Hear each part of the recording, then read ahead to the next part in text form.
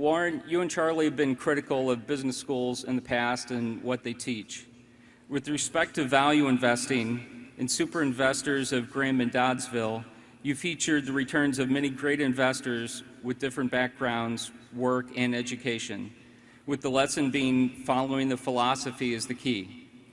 To be successful today, does it still just fall back to Chapter 8 of The Intelligent Investor? I would rather have a person, if I could hire somebody among the top 5 graduates of number 1, 2, or 3 of the business schools, and my choice was somebody that was bright, but had Chapter 8 of The Intelligent Investor. Absolutely, it just was natural to them. They had it in their bones, basically. I take the person from Chapter 8. This is not, what we do is not a complicated business. It's got to be a disciplined business, but it does not require a super high IQ or anything of the sort. There are a few fundamentals that are incredibly important, and you do have to understand accounting, and it helps to get out and talk to consumers and start thinking like a consumer in many ways in certain industries and all of that.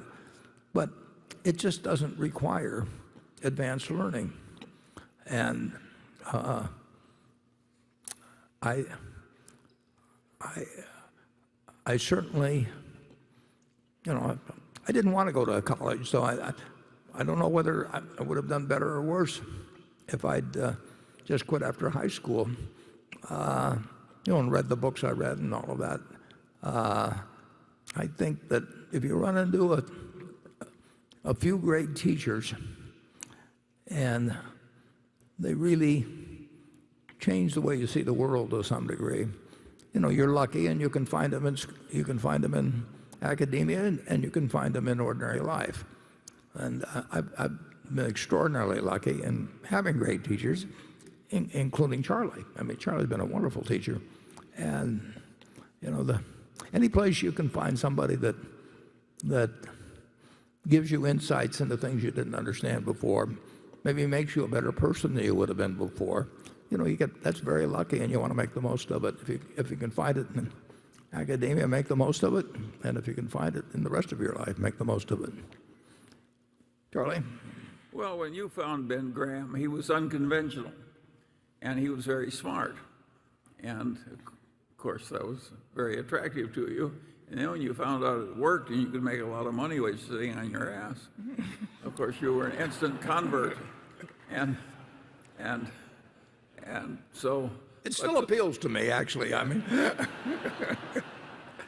but the world changed before he died. Ben Graham recognized that the exact way he sought undervalued companies wouldn't necessarily work for all times under all conditions, and that's certainly the way it worked for us. We gradually morphed into trying to buy the better companies when they were underpriced, instead of the lousy companies when they were underpriced, and of course that worked pretty well for us. And Ben Graham, he outlived the game that he played personally most of the time. He lived to see most of it fade away. I mean, just to find some company that's selling for 1/3 of its working capital and figure out it could easily be liquidated and distribute $3 for every dollar of market price. Lots of luck if you can find those in the present markets. And if you can find them, they're so small that Berkshire wouldn't find them of any use anyway. So we've had to learn a different game, and that's a lesson for all the young people in the room. If you're going to live a long time, you have to keep learning. Yeah. What you formerly knew is never enough. So if you don't learn to constantly revise your earlier conclusions and get better ones, why, I always use the same metaphor. You're like a one-legged man in an ass-kicking contest. Yeah. If anybody has suggestions for another metaphor, send them to me. Graham, incidentally, one point, important point, Graham was not scalable. I mean, you could not do with really big money And when I worked for Graham Newman Corp., here he was, the dean of all analysts, and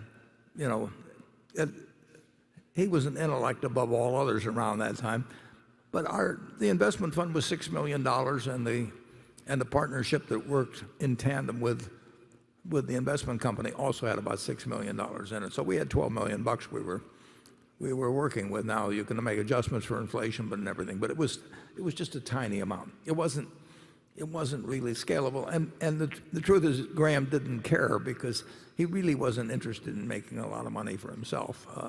So it had no reason to want to find something that could go on and become larger and larger. So the utility of Chapter 8 in terms of looking at stocks as a business is of enormous value.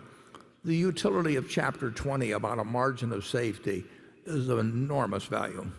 But that's not complicated stuff. Yeah. I finally figured out why the teachers of corporate finance often teach a lot of stuff that's wrong. When I had some eye troubles very early in life, I consulted a very famous eye doctor. And I realized that his place of business was doing a totally obsolete cataract operation. They were still cutting with a knife after better procedures had been invented. And I said, why are you in a great medical school performing absolute obsolete operations? He said, Charlie, it's such a wonderful operation to teach. Well, that's what happens in corporate finance. They get these formulas, and it's a fine teaching experience. You give them the formula, you present the problem, they use the formula. You get a real feeling of worthwhile activity. There's only one trouble, it's all balderdash. Yeah, whenever you hear a theory described as elegant, watch out. Right.